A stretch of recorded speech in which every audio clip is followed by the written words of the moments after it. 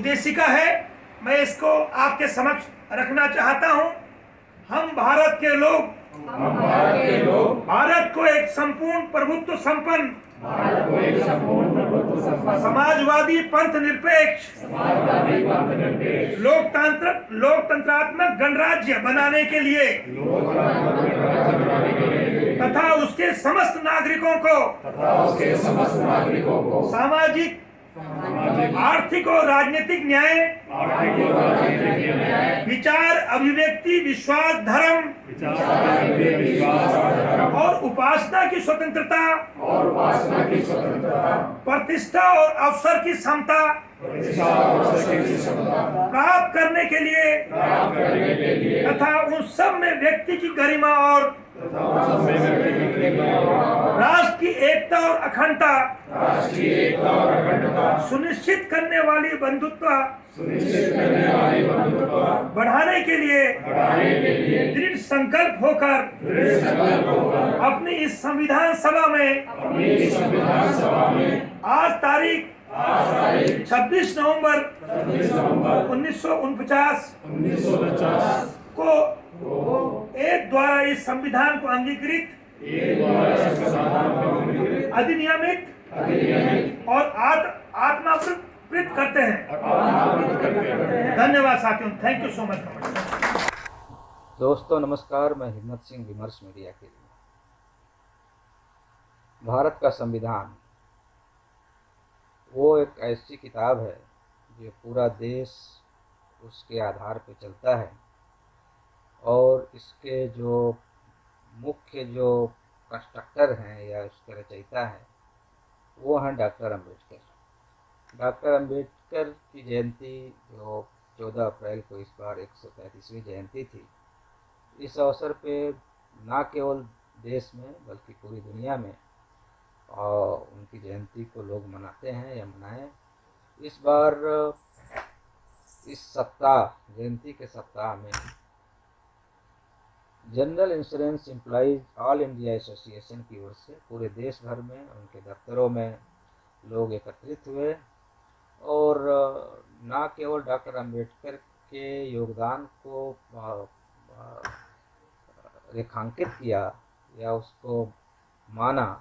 बल्कि संविधान की जो उद्देशिका है उसका भी पाठन किया गया। उस पे लोगों ने शपथ ग्रहण किया कि संविधान पे जो भी खतरा है उसके खिलाफ बीमा कर्मी भी लड़ेंगे, और इसी के तहत पूरे देश के जो यूनियन ऑफिस है जनरल इंश्योरेंस की, बीमा कर्मियों की, वहाँ बड़े धूमधाम से डॉक्टर अंबेडकर की जयंती को मनाया गया और संविधान को बचाने का एक प्रण लिया गया। तो ले चलते हैं हम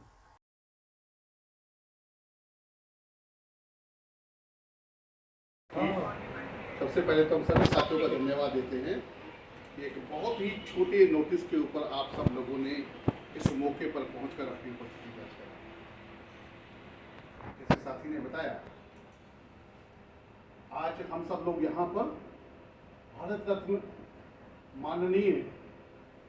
श्री भीमराव जी अम्बेडकर जी का 133वां जो उनका जन्म दिवस है, जो 14 अप्रैल यानी कल जो था, लेकिन कल तो क्या आप सब लोग जानते हैं, इतवार होने की वजह से, एक अवकाश होने की वजह से हम सब लोगों की लिमिटेशंस थी। तो साथियों ने, मैं समझता हूँ, पार्लियामेंट स्ट्रीट पर जहाँ इसका एक ऑफिशियल कार्यक्रम या समारोह के रूप में मनाया जाता है, कुछ साथियों ने, मैं समझता हूँ, वहाँ अपनी उपस्थिति दर्ज करवानी होगी। आज के इस दौर में जब मौजूदा सरकार लगभग भारत के उस संविधान की, अगर मैं गलत ना कहूं, तो उसकी अवहेलना करने पर तुली हुई है। हमारे श्री भीमराव अंबेडकर जी ने जो संविधान लिखा, इन वैल्यूज की वैल्यू करने के लिए शायद इससे उपयुक्त समय कोई नहीं। आप सब लोग जानते हैं, हमारे देश का संविधान माननीय श्री भीमराव अंबेडकर जी के द्वारा लिखा। और आप कल्पना कर सकते हैं कि अगर किसी भी देश में संविधान अगर ना हो तो वहां पर लॉ एंड ऑर्डर की क्या सिचुएशन? ये शायद कुछ लोगों की गलत फहमी है, या मैं कहता हूं कि हमारे श्री भीमराव अम्बेडकर जी को कुछ ना समझ लोगों से मैं कहूंगा, उन लोगों ने उनको केवल ऐसा प्रोजेक्ट करने की कोशिश की कि वो एक विशेष समुदाय के लिए, जबकि ऐसे युग पुरुष युगों में जन्म लेते हैं। और मैं समझता हूँ हम सब लोगों को उनके जीवन से, उनकी जीवन शैली से,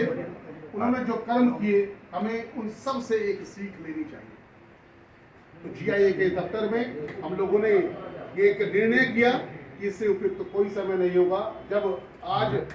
नैतिक मूल्यों का पतन हो रहा है, ऐसे के अंदर हम अपने संविधान के निर्माता श्री भीमराव अम्बेडकर जी को उनकी 133वीं जन्म दिवस के मौके पर उनको एक नमन अर्पित करें।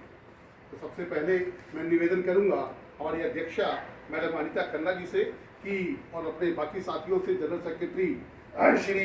हमारे वाधवा जी हमारे बीच में हैं GIA ऑफिस में के साथी, और त्रिलोक सिंह जी हमारे GIA क्लास 3-4 के जनरल सेक्रेटरी और इंडिया के हमारे साथ में हैं, और हमारे बहुत सारे वरिष्ठ नेतागण, हमारे कर्मचारी अधिकारी सब लोग यहाँ पर हैं। हमारे इस GIA के अलावा भी जो भी हमारे साथी, जो दूसरे सहयोगी दलों के साथी हैं, मैं उन सबका भी यहाँ पर स्वागत करता हूँ। तो सबसे पहले मैं डायस पर उपस्थित नेतागणों से निवेदन करूंगा कि पुष्प अर्पित करके श्री माननीय श्री भीमराव अम्बेडकर जी को अपने श्रद्धासुमन अर्पित करें। मैडम, मैं सभी साथियों से निवेदन करूंगा कि जो भी साथी पुष्प अर्पित करें, वो पुष्प अर्पित करने से पहले कृपया अपने जूते उतारें, जूते चप्पल उतारें।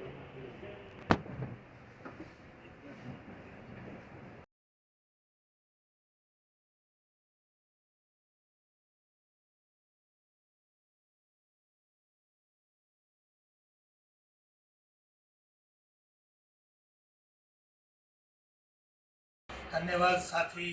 अनीता खन्ना जी, साथी वाधवा जी, जिंदल जी, और यहाँ उपस्थित मेरे सभी प्यारे साथियों, आज हम सभी यहाँ भारत रत्न डॉक्टर भीमराव अंबेडकर जी का 133वां जन्मदिन, 133वीं वर्षगांठ मनाने के लिए एकत्रित हुए हैं। साथियों, हम सभी जानते हैं 14 अप्रैल को बाबा साहब का जन्मदिन था, लेकिन जैसे साथी अनीता जी ने कहा कि अवकाश होने की वजह से हम सभी साथी कल एकत्रित नहीं हो पाए, और आज public sector general insurance companies में अधिकतर जो है बाबा साहब का जन्मदिन पूरे देश भर में बहुत ही हर्षोल्लास के साथ मनाया जाए। साथियों, मेरे बोलने से पहले एक साथी ने अभी कहा, शायद साथी वाधवा जी ने अभी आपके सामने एक बात रखी कि हम अपने महापुरुषों का जन्मदिन जब मनाते हैं, जब उन्हें याद करते हैं, तो हमारे अंदर एक पूजा का जो है भाव होता है। ये पूजा का भाव, उनके प्रति हमारी गहरी आस्था, समर्पण और एक गहरे जो है उनके प्रति एक बोध का जो है प्रतीक होता है। लेकिन साथियों, आज के दौर में हम जिन महापुरुषों को पूजनीय मानते हैं, बहुत ही महत्वपूर्ण है कि आज उनके विचारों को, उनकी समझदारी को हम अपने जीवन में आत्मसात करें। साथियों, आप कल्पना कर सकते हैं कि आजादी से पहले हमारे देश की क्या स्थिति थी। भारत साम्राज्यवाद से लड़ रहा था, और देश भर के क्रांतिकारी, देश भर के जो भारत के जो स्वतंत्रता संग्राम में जिन लोगों ने हिस्सा लिया, हमारे आजादी के जो नायक हैं, उन सभी ने जहां अंग्रेजों के खिलाफ एक महान आंदोलन चलाया, वहीं बाबा साहब ने दोनों कार्य किए। उन्होंने साम्राज्यवाद के खिलाफ भी संघर्ष किया, और देश के भीतर जो है, जो हजारों सालों से जो जातीय व्यवस्था थी, आप जानते हैं साथियों कि मनुष्य द्वारा मनुष्य का उत्पीड़न दुनिया भर में नहीं दिखता है, लेकिन एक ऐसी व्यवस्था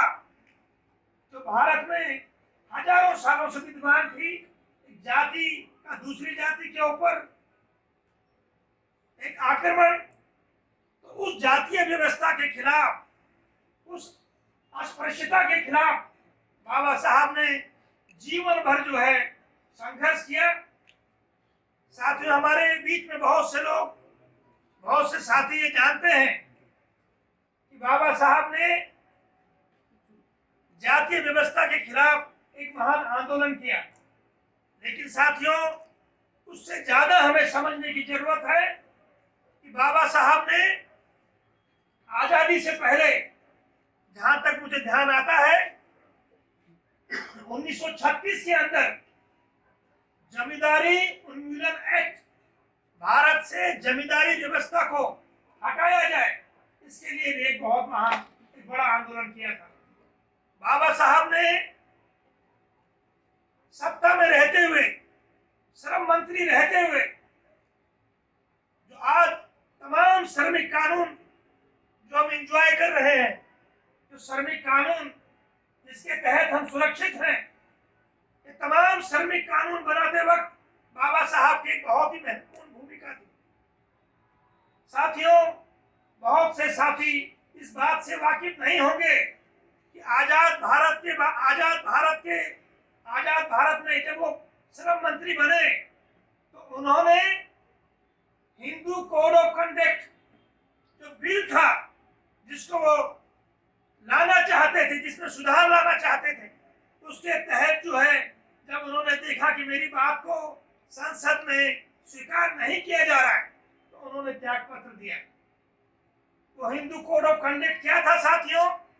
वो हिंदू कोड ऑफ कंडक्ट था कि आजाद भारत में महिलाओं को